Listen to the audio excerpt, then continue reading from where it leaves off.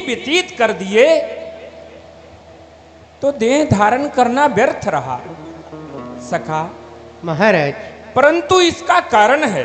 कौन सा कारण है महाराज? इस मानव जीवन में ना तृष्णा जो होती है, तृष्णा बड़ी प्रबल होती है। कैसे महाराज? सखा, वैसे तृष्णा जो है वो दो तरह से होती है। कौन कौन सी महाराज? एक मृग तृष्णा होती है और दूसरी राज्य तृष्णा होती है।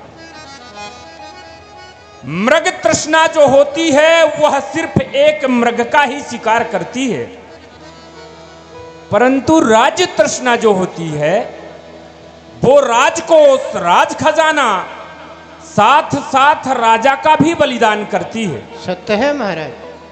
क्यों? ये तृष्णा का कारण है। हृदय में यदि तृष्णा है तो संतोष नहीं होगा। एक हुए तो 10 होवे, 10 पाकर 100 की इच्छा है। 100 पाकर भी संतोष नहीं, यदि सहस्त्र हो तो अच्छा है। बस यही करते करते ये राजा के पद तक पहुंचा है, फिर भी संतोष नहीं होता। ऐसी यह डायन तृष्णा है। सत्य है महाराज। सखा, महाराज, जब तलक हृदय में तृष्णा है तब तलक प्रकाश नहीं होगा। आयु का नाश हो जाएगा पर तृष्णा का नाश नहीं होगा। सत्य है। तृष्णा समाप्त कब होती है? जब संतोष होता है। यदि संतोष नहीं है सखा, तृष्णा है, तो तृष्णा के साथ साथ चिंता भी बढ़ती है। कैसी चिंता महाराज? किसी वस्तु को पाने के लिए चिंता बढ़ती है। तो चिंता और चिता ये दोनों सगी बहन हैं। सत्य है। चिता सिर्फ एक मुर्दे को जलाती है, पर बड़ी होती है चिंता इसलिए कि वो जिंदे को ही खाती है। इसलिए सखा महाराज, तृष्णा को बाहर कीजिए, हृदय में संतोष रखिए, चिंता नहीं होगी। और जब किसी वस्तु की चिंता नहीं होगी तब फिर भगवान नारायण के चरणों में अपना प्रेम होगा। खैर सखा, ये राज्य तृष्णा की बात है, राजनीति की बात है। आप एक काम करें, हमारे पास जरा दर्पण तो मंगवाएं। जैसी आज्ञा महाराज। वो जीवन खत्म हुआ तो जीने का ढंग आया, जीवन खत्म हुआ तो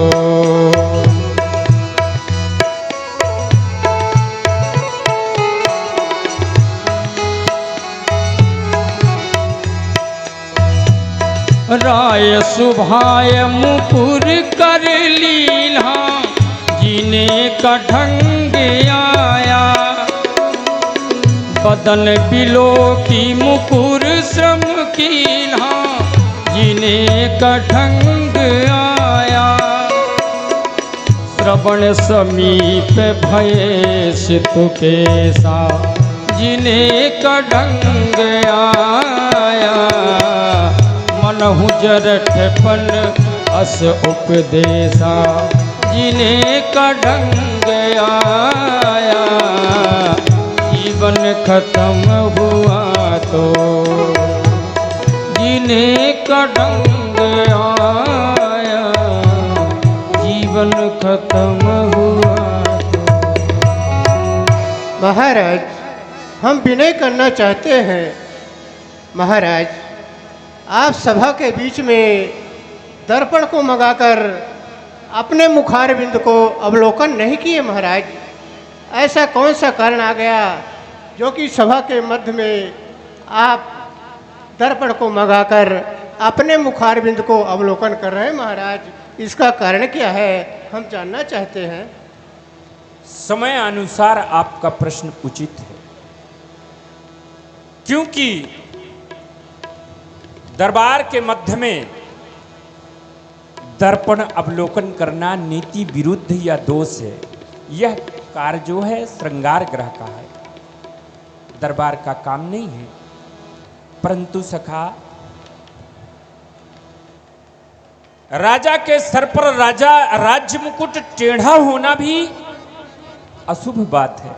सत्य है महाराज। या सर से राज मुकुट गिर जाना ये महाअशुभ है।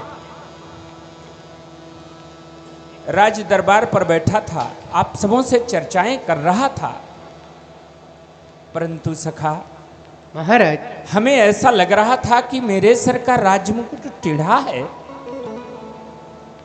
ऐसी शंका होने के कारण दरबार के मध्य ही दर्पण को मंगवा करके हमने अवलोकन किया। की गई शंका भी सत्य निकली। सर का राज मुकुट टेढ़ा है।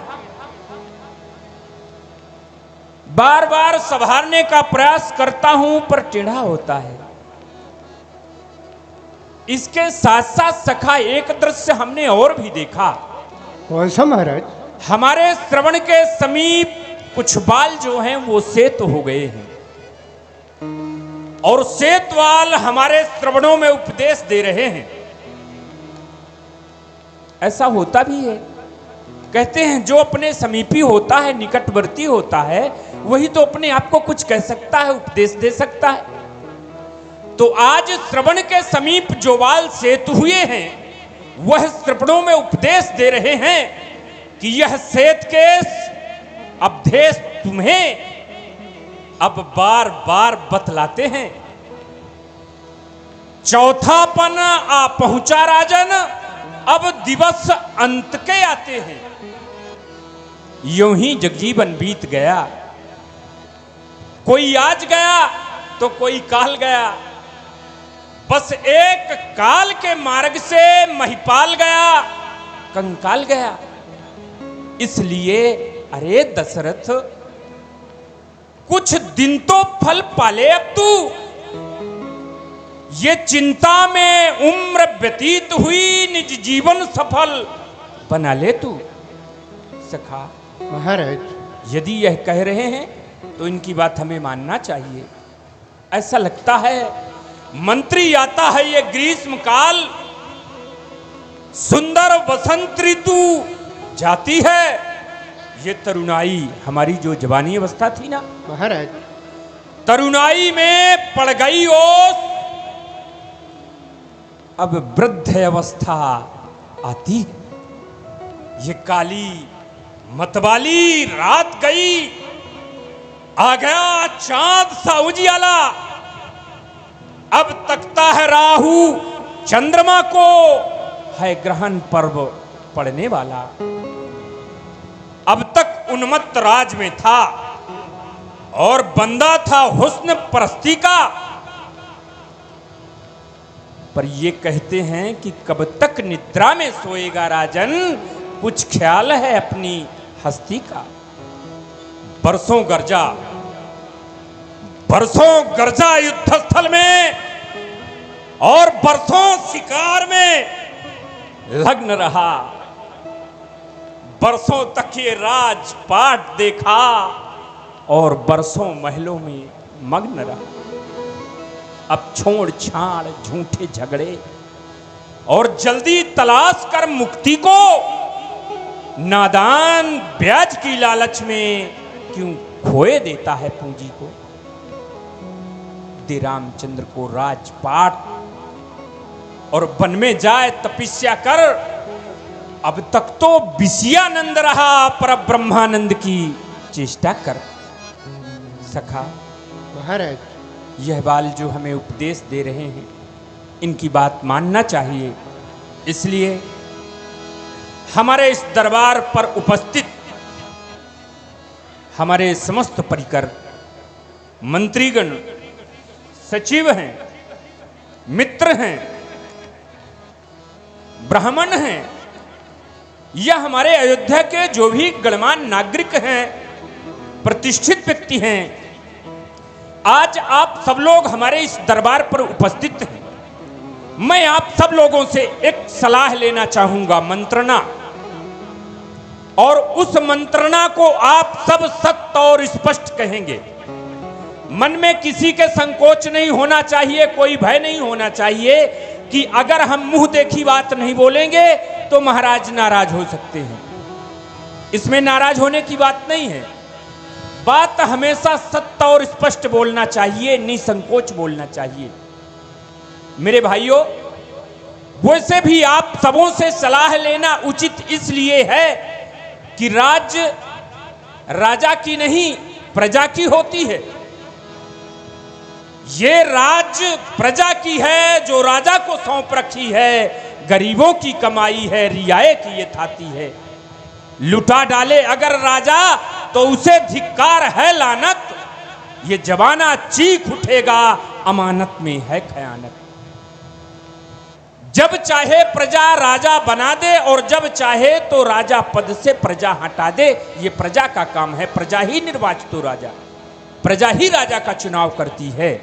इसलिए आप समस्त व्यक्तियों से मेरा निवेदन है, मैं अपने बड़े कुमार श्री राम को अयोध्या का युवराज पद देना चाहता हूं। इसमें आप सबों के मंत्रणा की आवश्यकता है। यदि आप सब कहें राम राजा के योग्य हो तो उन्हें राजा बनाया जाए। मेरे भाइयों, जब तक मेरी शक्ति थी आप सबों की सेवा करता रहा, परंतु अब राम जो हैं राजा के योग्य हो गए हैं। परमार्थ मार्ग से अब तो हम निज जीवन सफल बनाएंगे। अब कुंवर तुम्हारे रामचंद्र शासन का कार चलाएंगे। हैं राम मधुर भाषी निर्मल, न्यायी बल निधान भी हैं, परमार्थ दूरदर्शी भी है, उत्साही धर्मवान भी है। गुण जो चाहिए राजा के वो सभी राम के दर से हैं। अब वही यदि राजा होवे तो हम उरिन राज्य के कर से हैं। मेरे भाइयों, यह सभा बुलाई इसीलिए समझें जनता की रुचि क्या है। अब राजा हूं मैं रामचंद्र, बोलो सबकी सम्मति क्या है। आप सब अपने अपने मत को व्यक्त करें, राम को राजा बनाया जाए या नहीं। जय हो। बिनती सचिव कहीं कर जोरी, जियहूँ जगतपति बरस करोरी। जय हो महाराज, आपकी जय हो। आपकी जो आयु है करोड़ों वर्ष की हो जाए महाराज। हम यही चाहते थे, जब हम श्री राम का जन्म देख लिए, व्रतबंध देख लिए, विवाह देख लिए, फिर ऐसा समय क्यों निकल जाए हमारे सामने से श्री राम अयोध्या जी के राजा न बने।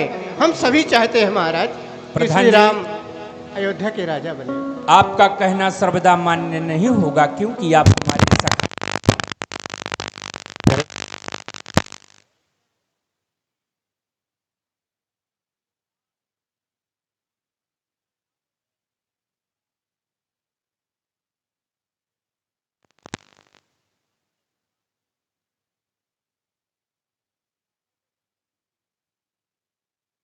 इच्छाओं को कहकर के प्रकट किया। हम सब आपस में प्रजापुरवासी यही विचार करते थे। राम का जन्म देखा, कर्णवेद, उपनयन, विवाह देखा। कब वो सुंदर समय आएगा जब श्री राम ये राज सिंहासन पर आसीन होकर राजा बनेंगे और हम सब उस झांकी के दर्शन कर नेत्रों का लाभ लेंगे। हे महाराज, राम सबको प्रिय है, चाहे छोटा बालक हो या फिर बुजुर्ग हो, समदर्शी है। हे महाराज, जग मंगल हित कार्य विचारा, बेग विलंब न लाइए बारा। इसमें आपका हित नहीं है, सारे संसार का कल्याण है। जितना जल्दी हो सके आप राम को राजा बनाएं, हम सबकी सर्वसम्मति है महाराज। राजा महाराज की। मुदित मन गुरु ही सुनायो जाए, जहाँ डाल डाल पर सोने की चिड़िया करती है बसेरा, वह गुरु धाम है मेरा, वह गुरु धाम है मेरा।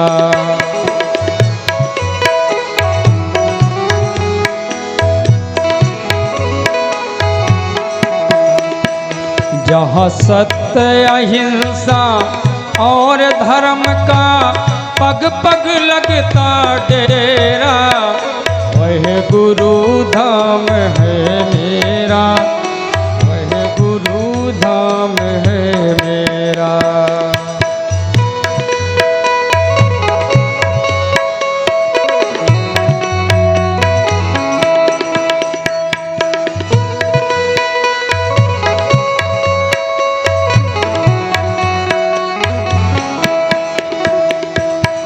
यह विचार उरियालिलप सुदिन सुअवसर पाई, प्रेम पुलक तन मुदित मनो, गुरु ही सुनायउ जाय। चक्रवर्ती जी, अखंड कल्याण हो, दीर्घायु हो। आज अपने समस्त परिकरों के साथ हमारे कुटिया तक आगमन हुआ है। आपके हृदय में कोई मनोकांक्षा अगर है तो प्रकट किया जाए। स्वामीनाथ, आज मैं आपके चरणों के समीप इस बात को बताने के लिए आया हूं कि हमारे बड़े कुमार श्री राम जो हैं, इस समय पर सब विधि सब लायक सब योग्य हो गए हैं। जो हमारे सेवक हैं, सचिव हैं या मंत्रीगण हैं, या तो फिर उदासी वेश को धारण करके वन में रहने वाले संतजन हैं, उनको राम प्रिय लगते हैं। पूज्य गुरुदेव भगवान, हमारे मित्रों को तो राम प्रिय लगते ही हैं, यहां तक कि हमारे जो शत्रु माने जाते हैं उनको भी राम प्रिय लगते हैं। जे गुरु चरण रेणु सिर धरही, ते जनु सकल विभव बस करही। स्वामीनाथ, यहां तक कि अयोध्या के जो भी ब्राह्मण हैं, समस्त ब्राह्मण परिवार आपके ही जैसे राम पर प्रेम करते हैं। इन सबों का कारण तो सिर्फ एक ही हो सकता है स्वामी। ऐसा कहा गया है, इस संसार में जो व्यक्ति अपने गुरुदेव भगवान के चरणों की रज अपने मस्तक पर धारण करते हैं, इस संसार में जितने प्रकार के विभव माने जाते हैं, उन सब विभवों को वो अपने बस में रखते हैं। स्वामी, शायद है इस बात का अनुभव किसी ने किया हो या ना किया हो, मैंने अनुभव किया है। आज तक हमने जीवन में जो भी पाया है वो गुरुदेव भगवान के चरणों की कृपा से, अनुग्रह से, गुरुदेव के आशीर्वाद से ही तो मुझे सब कुछ मिला। अब मन में मेरे कोई वासना और बची नहीं है। हाँ, अब अभिलाष एक मन मोरे,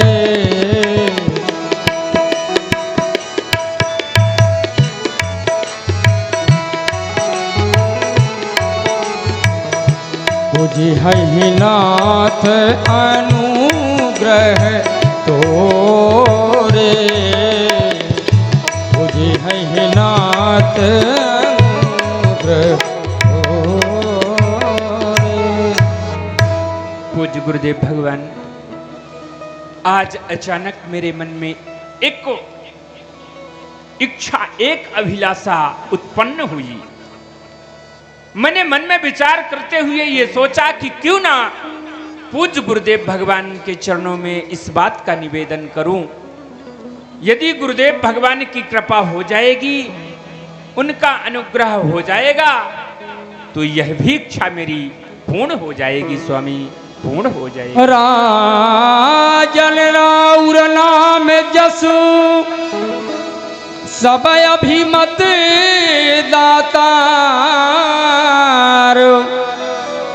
फल अनुगामी महीप मणि मन अभिलाष तुम्हार। चक्रवर्ती जी, आप क्यों ना ऐसा कहें। आपका दशरथ ऐसा नाम ही सभी अभिमत फलों को प्रदान करने वाला है। आपके हृदय में जो भी इच्छा उत्पन्न होती है उसका फल पहले ही आपको प्राप्त हो जाता है, अभिलाषा बाद में प्रकट होती है। सब विधि गुरु प्रसन्न जिया जानी,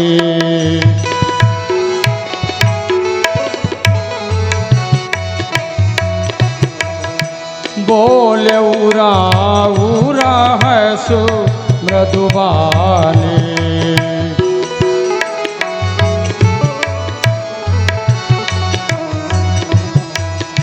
नाथ राम करी हही युवराजू,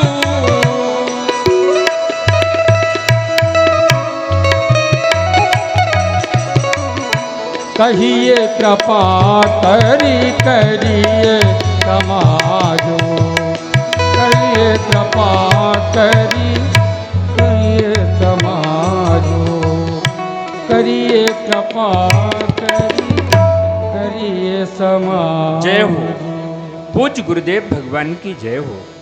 स्वामीनाथ, मेरे मन में आज यह इच्छा उत्पन्न हुई, बड़े कुमार श्री राम को अयोध्या का युवराज बना दूं, क्योंकि हे देव उतरते जाता है सिर से यह सेज जवानी का, देखिए सूखता जाता है अपना यह खेत किसानी का। अब पिछले पुरखों की नाई हे नाथ तपोवन जाने दो, राजा के लायक राम हुए अब उनको राज्य चलाने दो। जब ब्रह्मानंद को पूर्ण किया और रहा ग्रही के संयम में, अब धारण करके बाण प्रश्न जाऊं सन्यासी आश्रम में। स्वामीनाथ, मेरे मन में ऐसी इच्छा है, बड़े कुमार श्री राम को अयोध्या का युवराज बना दूं। क्यों नहीं। और जिस तरह से हमारे पूर्वजों ने कार्य को किया है, पुत्र को राजपाट सौंप करके एकांत वन में जाकर के हरि चिंतन हरि साधना किया है, भगवत प्राप्ति के लिए, अपने जीवन कल्याण के लिए नारायण का भजन किया है। स्वामी, यदि मैं भी राम को युवराज बना दिया, अपने हाथों से उन्हें तिलक कर दिया और वह छवि नेत्रों से अवलोकन किया, तो ये शरीर रहे ना रहे, मेरे जी की जलनी जो है वो समाप्त हो जाएगी और बाद में मुझे पछताना भी नहीं पड़ेगा।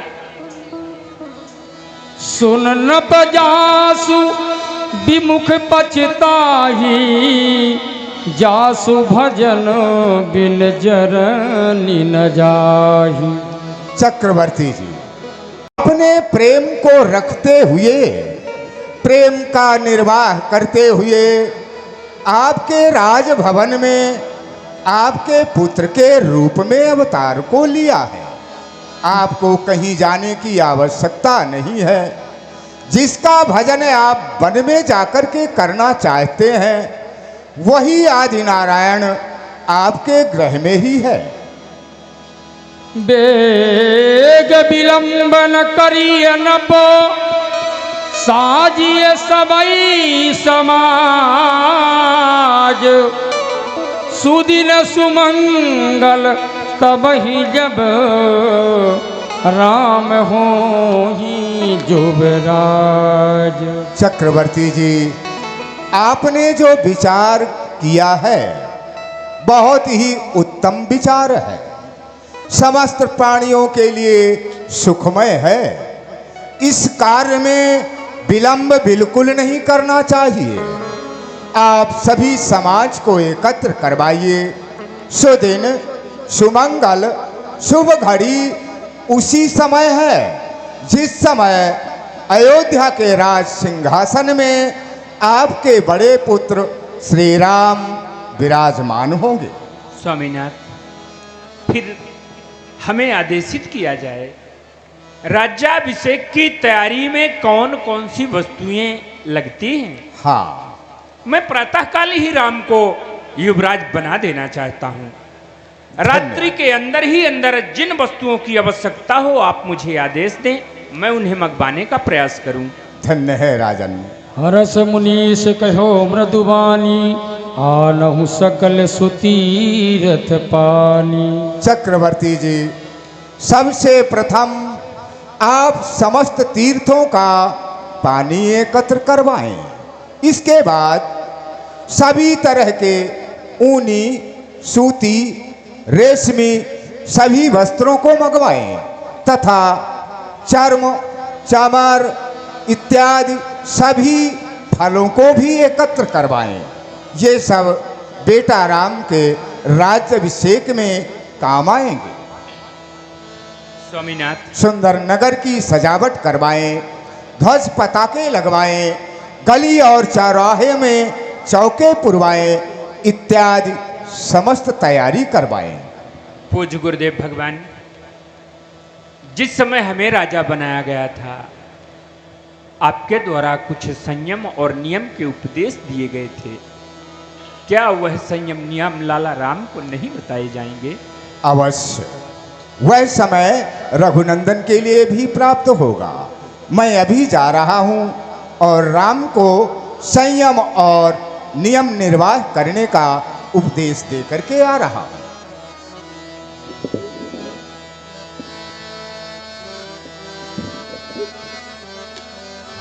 हो गुरु मेरी पूजा गुरु गोविंद, गुरु मेरा पार ब्रह्म है, गुरु भगवंत, गुरु मेरी पूजा।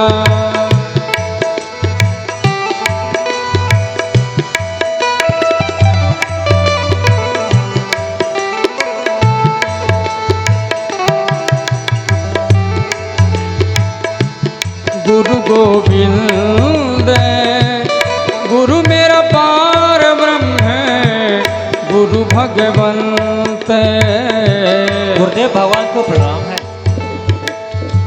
आनंद रहो सेवक। आज्ञा हो। प्रभु श्री राम इस समय कहाँ विराजमान है? हे गुरुदेव भगवान, प्रभु तो कनक भवन में विराजमान है। कहिए क्या आज्ञा है? जाएं, हमारे आने का समाचार सुनाएं। जैसी आज्ञा। तब नर नाह वशिष्ठ बुलाए, राम धाम सीख देन पठाए। कहो सेवक, क्या समाचार लाए हो? हे प्रभु, ड्योढ़ी पर गुरुदेव भगवान आए हैं। क्या कहा? कहिए क्या आज्ञा है? हमारे गुरुदेव जी आए हैं। जी। आरती पूजन की तैयारी करो, अर्घ देने के लिए जल लाओ। हम स्वतः गुरुदेव को लेने चलते हैं। जैसी आज्ञा। ओ गुरुआगमन सुनत रघुनाथा, गुरुआगमन द्वारे आई पद लायौ माथा। अखंड कल्याण हो, यशस्वी भव, दीर्घायु।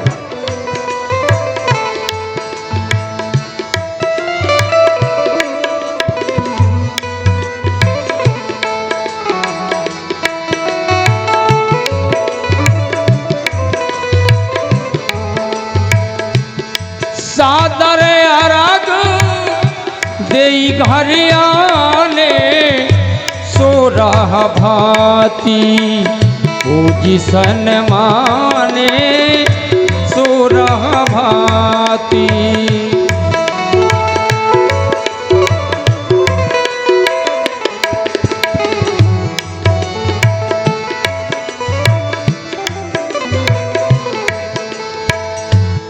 जिसन माने सुरह भांति।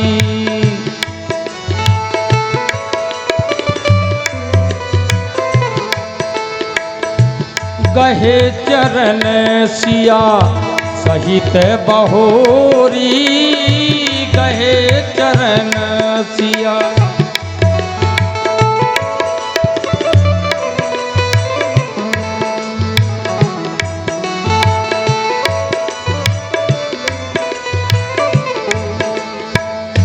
बोले राम कमल कर जोरी, बोले राम।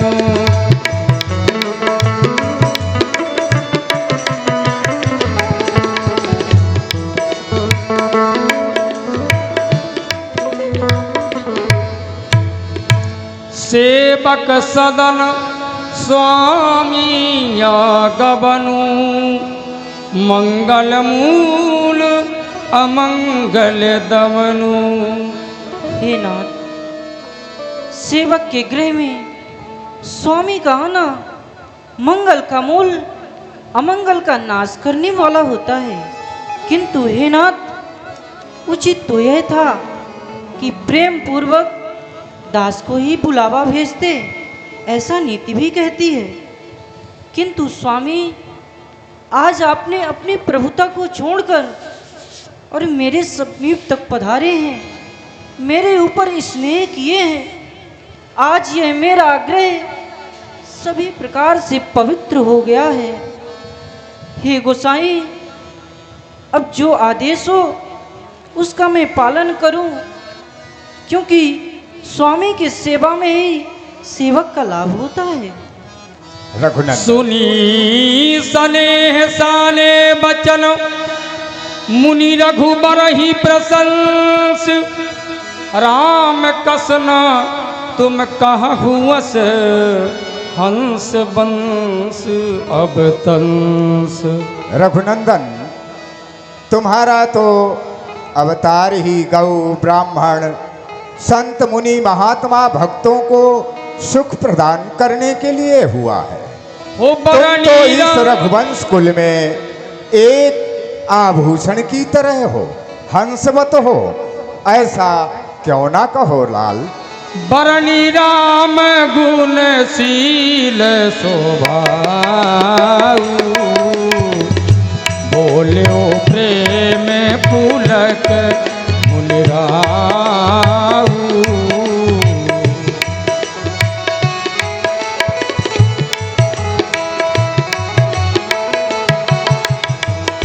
भूप सजऊ अपि सेक समाजू, चाहत तुम्हारी देन जुबराजू, चाहत तुम्हारी देन जुबराजू, चाहत तुम्हारी देन जुबराजू, चाहत तुम्हारी देन जुबराजू। रघुनंदन, तुम्हारे पिता श्री चक्रवर्ती जी ने सभी राज्याभिषेक की तैयारियां संपूर्ण करवा ली है, सभी समाज को एकत्र कर चुके हैं और तुम्हें अयोध्या का युवराज पद देना चाहते हैं। इसलिए हम तुम्हारे पास संयम और नियम बतलाने के लिए आए। आज रात्रि तुम्हें गाय के गोबर से पृथ्वी को शुद्ध करके बिना बिस्तर के विश्राम करना होगा तथा उपवास रहना होगा। समस्त संयम नियमों का पालन करना होगा। अगर पितामह ब्रह्मदेव ने चाहा तो कल प्रातः काल होते ही तुम्हें अयोध्या का युवराज पद दे दिया जाएगा। अब मैं चल रहा हूं रघुनंदन।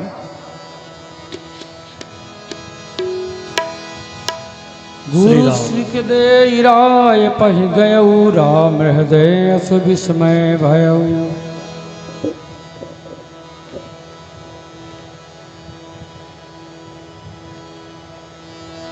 सीतानाथ समारंभां श्रीरामानंदार्य मध्यमाम् अस्मदाचार्य पर्यन्तां वन्दे श्री गुरु परम्पराम्। प्रणम्य खजुरीनाथं सीताराम समन्वितं वन्दे मानसपीठं च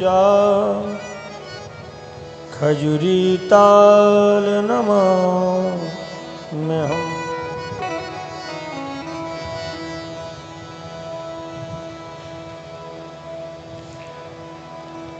गुरु सिख दे राम पही गयऊ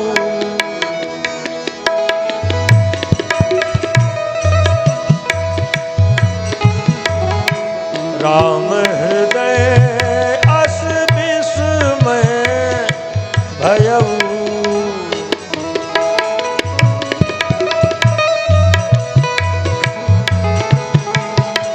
जन्मे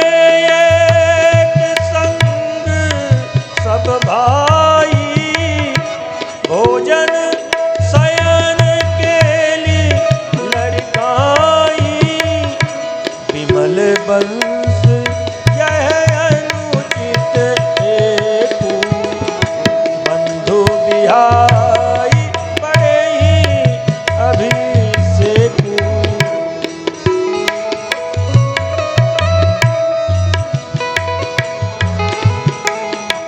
राम हृदय अस विस्मय भयऊ। राम हृदय अस। देखो, हम चारों भाई जन्मे तो एक संग, एक साथ जन्म लिए, भोजन विश्राम किए एक साथ, खेले कूदे बड़े हुए एक साथ, कंछेदन यज्ञोपवीत और विवाह हुआ तो एक साथ। किंतु आज हमारे विमल वंश में एक अनुचित कार्य हो रहा है। वह यह कि 3 छोटे भाइयों को छोड़कर एक बड़े को ही राजा बनाया जा रहा है। यह घोर अनुचित कार्य हो रहा है। प्रभु सप्रेम पछतानी सुहाई हरऊ भगत मन कहे कुटिलाई। तेहि अब सर आए लखन, तेहि अब सर आए लखन मगन प्रेम आनंद। तन माने प्रिय वचन कही रघुकुल कहे रवचन।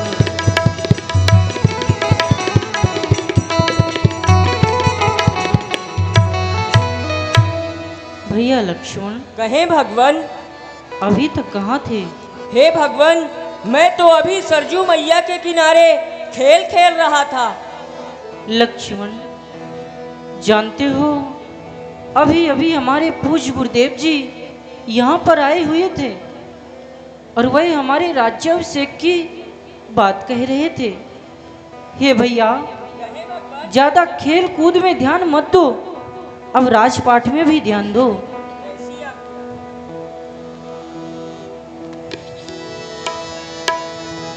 बाजही बाजने विविध विधाना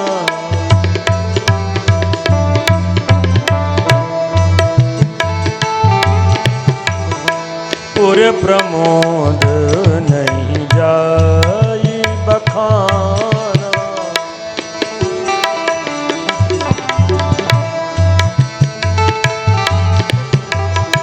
भरत आगमन सकल मना गई।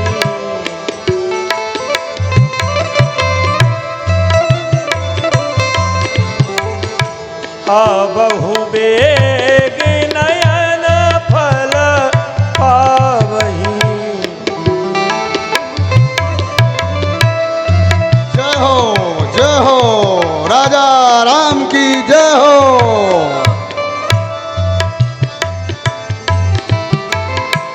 सकल कहीं कब हुई है काली विघन माना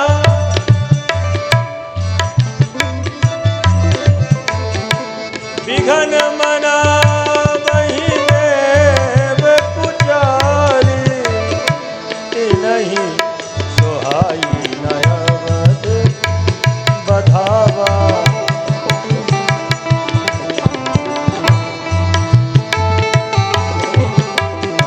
चोरही चंदन रात ना भावा देवताओं, हाँ भैया। आप लोगों ने सुना क्या? हाँ, हमने तो सुना है। हाँ, प्रभु श्री रामचंद्र जी हमें जितने भी देवता हैं, देवगण हैं, सबको आश्वासन दिए थे कि देवताओं, मैं तुम्हारा कष्ट निवारण अवश्य करूंगा। परंतु सुन रहे हैं, महाराज जो है प्रभु श्री रामचंद्र जी को अयोध्या का राजा बना रहे हैं। अगर सोचो प्रभु श्री राम अयोध्या के राजा बन जाएंगे तो हम देवताओं का कष्ट कैसे दूर होगा? क्या किया जाए? आप लोग अपना अपना मत कहिए।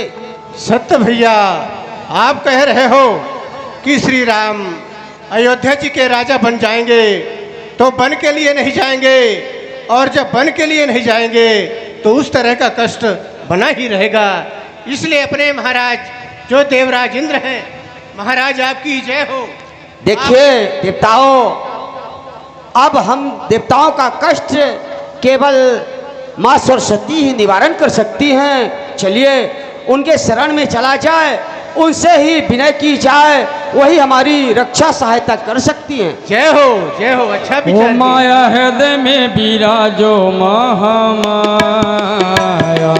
माया हृदय में विराजो महामाया, ओ सुन ले तू मैया अपने जन की तेज, सुन ले तू मैया अपने जन की तेज, रटता हूँ मैया तुझे सांझ सवेर, रटता हूँ मैया तुझे साँझ सवेर, तूने कहाँ लगाई देर कोई ऐसी माया फेर, तूने कहाँ लगाई देर कोई ऐसी माया फेर, मेरे दिल का हरो कलेश, मेरे दिल का हरो कलेश, माया माया हृदय में विराजो महामाया,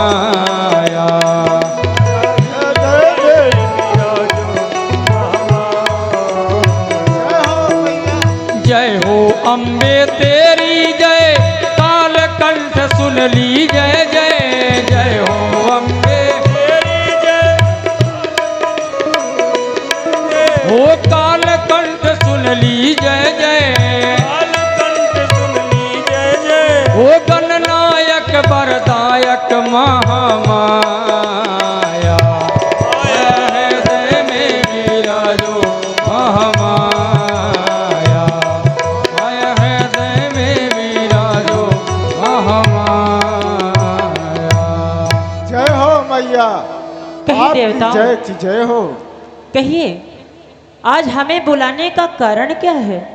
माँ, हम समस्त देव आपसे विनय सुनाने के लिए आए हैं। भैया, विपत हमारी बिलोक बड़ी, मात करिए सोयाज, राम जाहि बन राज तज, होय सकल सुरकाज, होय सकल सुरकाज, विपत की मारे सब हम जन हैं, हरो हमारी पीर, हे नाथ पुकार करते हैं। वो रावण कुंभकर्ण घनादव पाप अपार करते हैं, जिनके पाप से दबी भूमि, हे मात पुकार करते हैं। दया दृष्टि दर्शाओ माँ, मात मत विलम्ब लगाओ माँ, हम हैं शरण तुम्हारी, पाहि माम माया से भरूं, ये सेवक सकल दुखारी। भैया हम सब देव यही चाहते हैं कि प्रभु श्री राम राजा न बन करके और उन्हें वनवास हो जाए।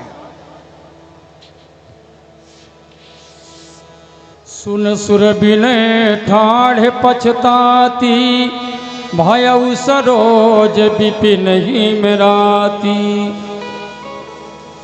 ऊंच निवास नीची करतूती, देखी न सकहूं पराय विभूति। देवताओं, आपका जो निवास है वो तो बहुत ऊंचा है, परंतु आपकी करतूत बहुत ही नीची है। आप लोगों से किसी का सुख देखा नहीं जाता। फिर यदि मैं आपकी सहायता करती हूँ तो इस संसार में कोई भी व्यक्ति मेरी पूजा तो छोड़ो, मेरा नाम भी नहीं लेगा। नहीं मैया, आपको कोई दोषी नहीं ठहराया गया। हम देवता आपसे ऐसी बात अपने निज स्वार्थ के लिए नहीं कर रहे हैं। भैया, अगर प्रभु श्री राम बन नहीं जाएंगे तो गौ ब्राह्मण देवताओं का कष्ट कैसे दूर होगा? क्योंकि वो निशाचर जो हैं गौ ब्राह्मणों को कैसे सता रहे हैं आप तो जानती हो। यदि ऐसा है तो फिर आप लोग अपने अपने धाम के लिए जाएं। मैं अवश्य कुछ न कुछ उपाय करूंगी। हरषि हृदय दशरथ पुर आई,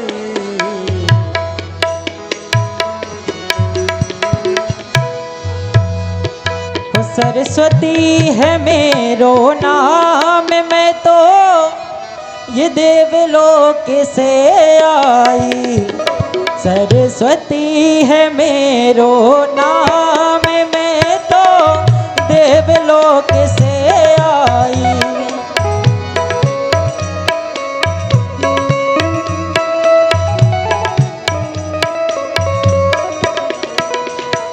देवों ने मुझे पठाई, सुर कार्य करने को आई। देवों ने मुझे पठाई,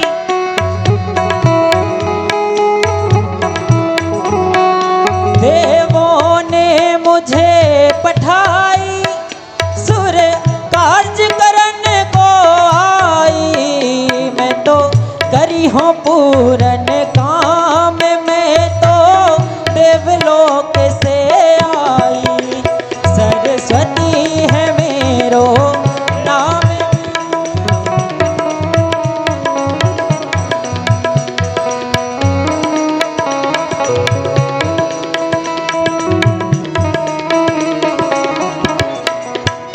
मैं आज अवधपुर जई हो, मंथरा की मति पलटई हो।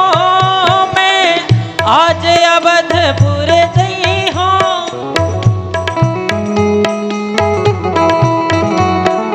मैं आज अवधपुर जई हो। मंथरा की मति पलटई हो, मैं तो करी हूँ पूरन काम, मैं तो देवलोक से आई। सरस्वती है मेरो नाम, मैं तो देवलोक से आई।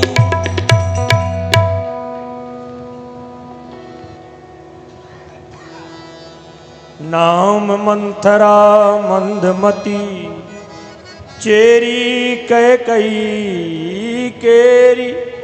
अजस पेटारी ताही करी, गई गिरा मति फेरी। ये महारानी कैकई की दासी मंथरा है।